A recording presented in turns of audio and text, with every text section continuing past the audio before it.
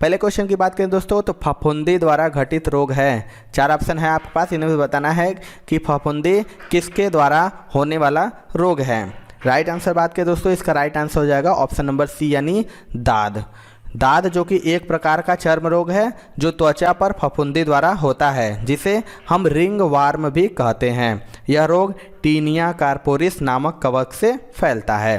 अगला क्वेश्चन बात करें दोस्तों, पारा यौगिक युक्त औद्योगिक कचरे के द्वारा प्रदूषित मछलियां खाने से होने वाला रोग है। 4 ऑप्शन है आपके पास, बताना है कि इनमें से औद्योगिक कचरे के द्वारा प्रदूषित मछलियां खाने से होने वाला रोग कौन सा है। तो इसका भी राइट आंसर हो जाएगा दोस्तों ऑप्शन नंबर सी यानी मिनीमाता रोग। जो अगर हम बात करें तो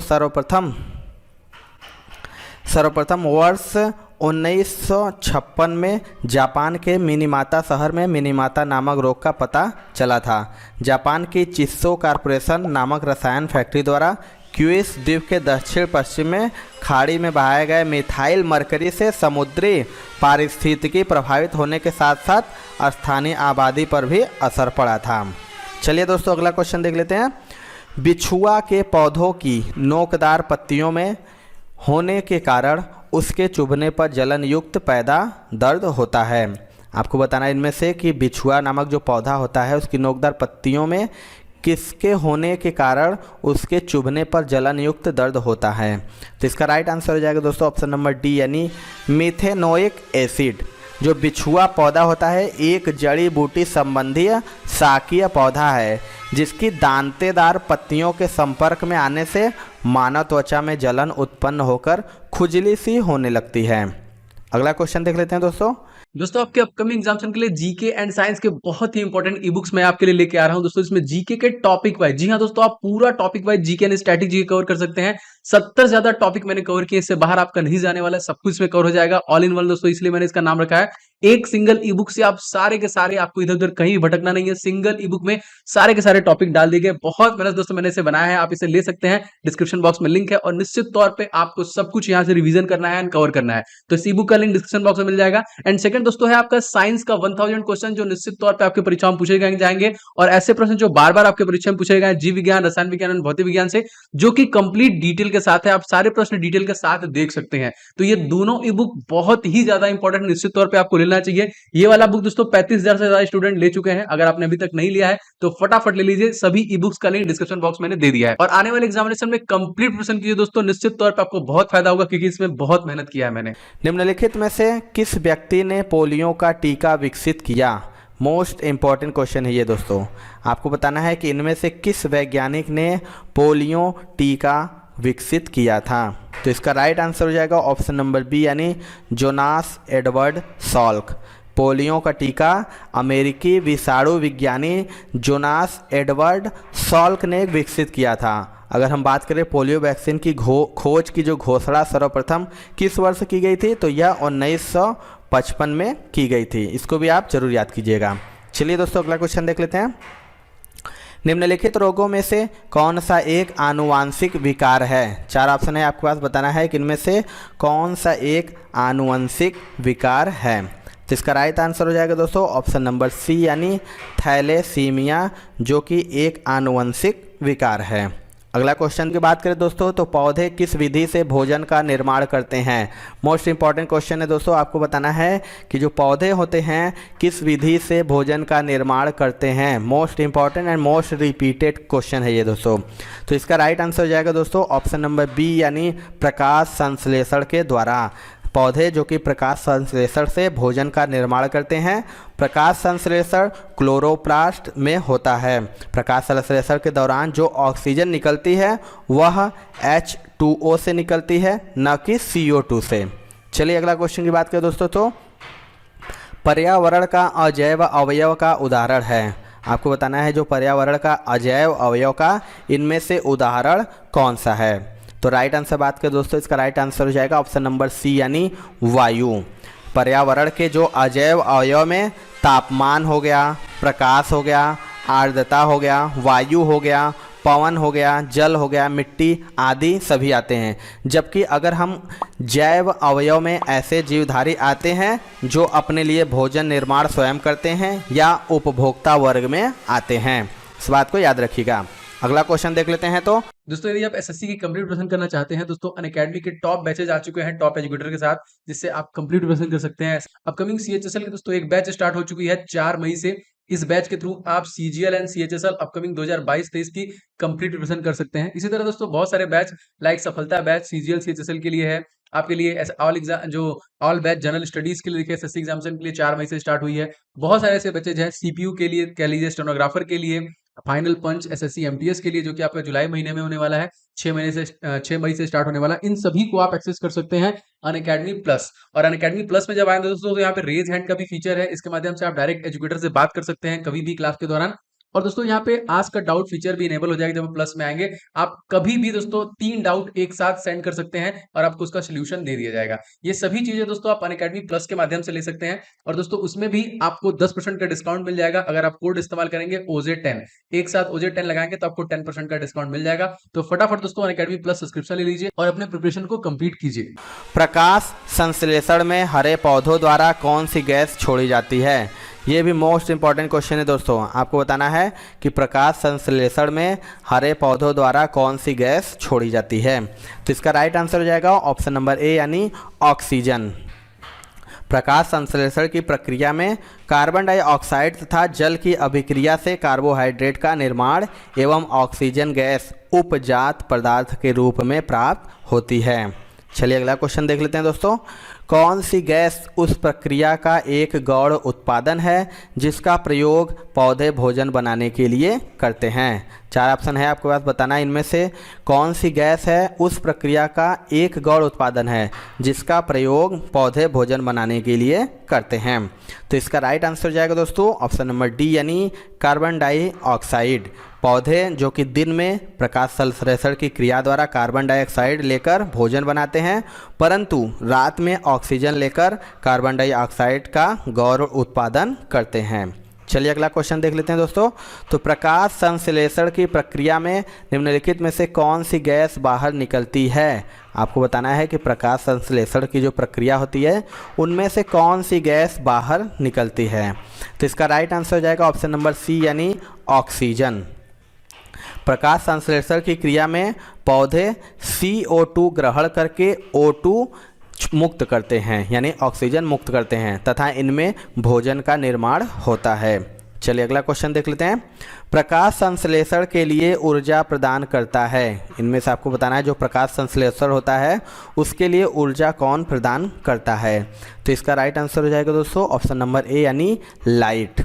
जो प्रकाश संश्लेषण वह प्रक्रिया है जिसमें पौधे सूर्य के प्रकाश की उपस्थिति में वायु से कार्बन डाइऑक्साइड तथा भूमि से जल लेकर जटिल कार्बनिक खाद्य पदार्थों जैसे कार्बोहाइड्रेट्स का निर्माण करते हैं तथा ऑक्सीजन गैस बाहर निकालते हैं।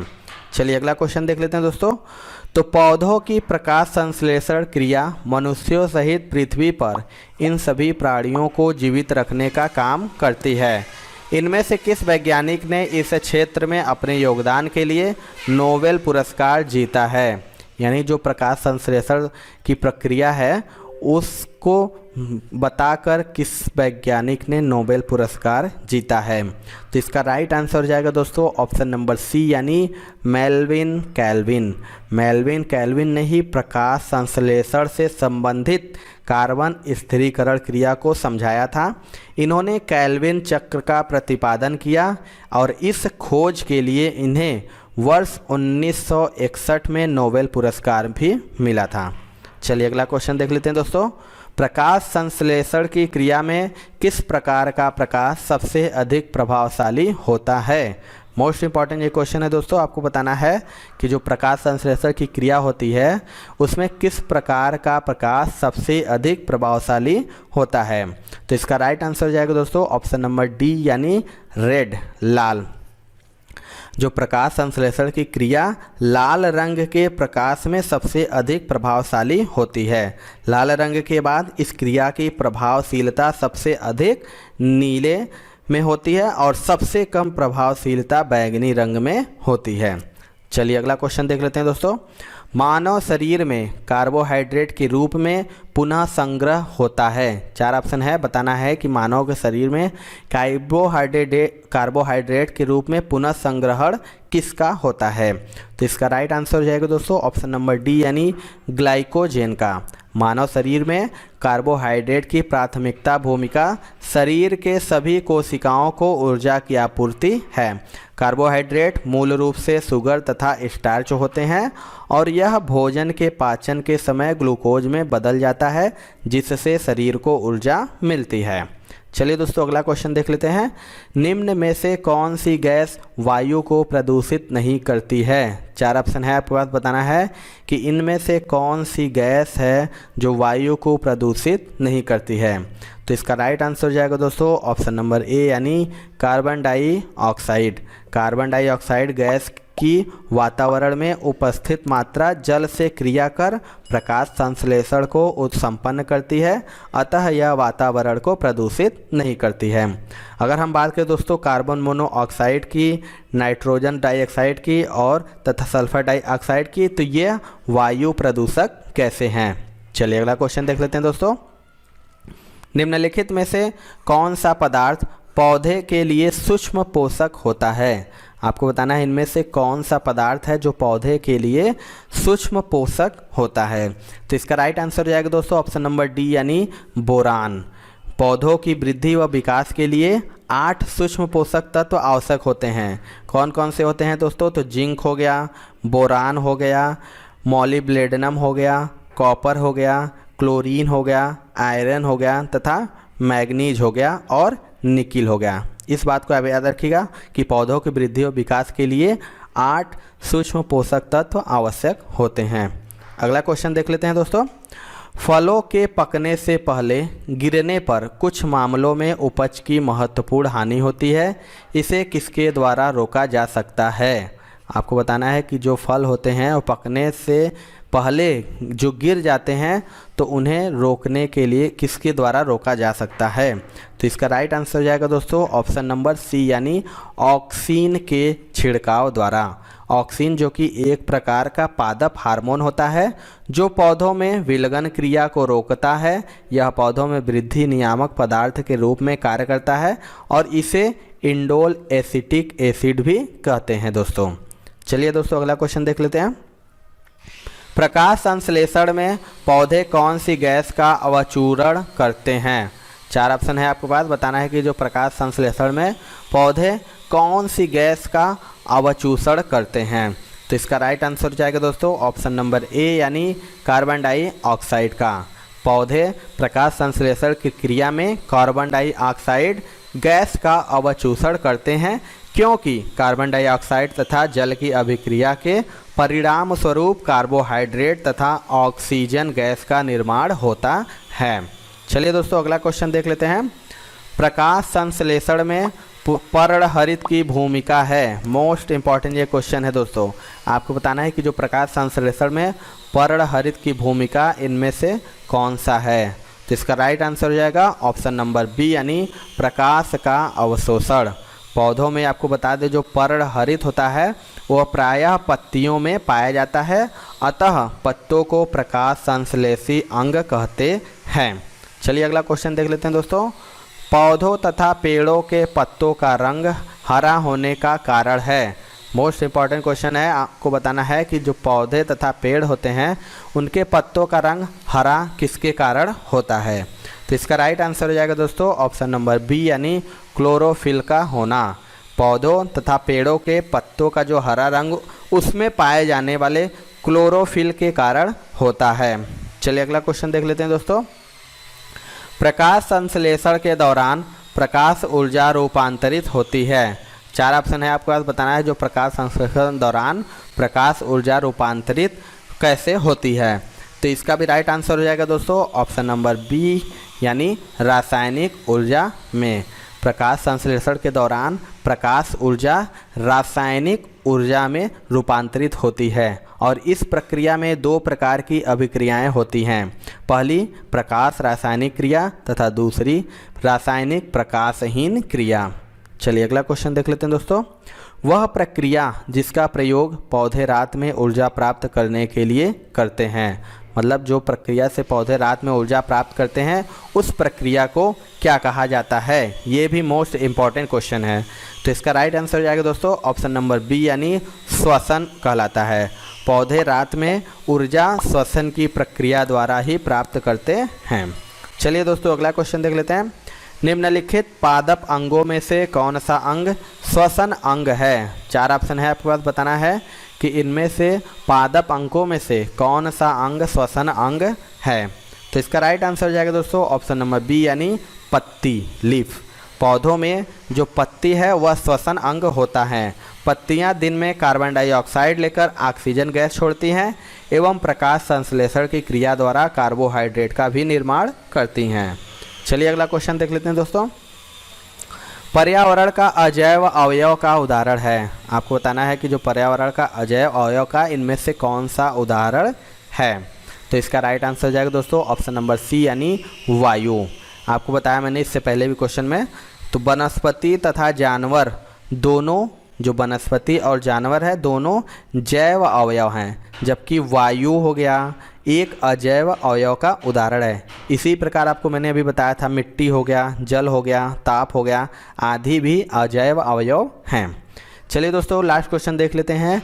निम्न में से कौन सा कथन एकमात्र सही है। इनमें से आपको बताना है कि कौन सा सही है। तो इसका राइट आंसर हो जाएगा दोस्तों ऑप्शन नंबर सी यानी पौधे अपनी जड़ों द्वारा मिट्टी से भोजन अवशोषित करते हैं।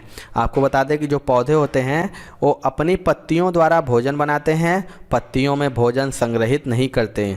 पौधे अपनी जड़ों द्वारा मिट्टी से भोजन अवशोषित करते हैं और पौधे बिना प्रकाश के भोजन नहीं बना सकते। इसीलिए आपको इसमें से जो सही आंसर हो जाएगा ये हो जाएगा कि पौधे अपनी जड़ों द्वारा मिट्टी से भोजन अवशोषित करते हैं। तो ये थी दोस्तों आज की वीडियो। आपको वीडियो कैसा लगा कमेंट सेक्शन में ज़रूर बताइएगा। वीडियो पसंद आया होगा दोस्तों तो एक लाइक ज़रूर करिएगा। चैनल पे हमारे नए हैं तो चैनल को ज़रूर सब्सक्राइब कर लीजिएगा। तो मिलते हैं दोस्तों अपने अगले वीडियो में, तब तक के लिए जय हिंद, जय भारत।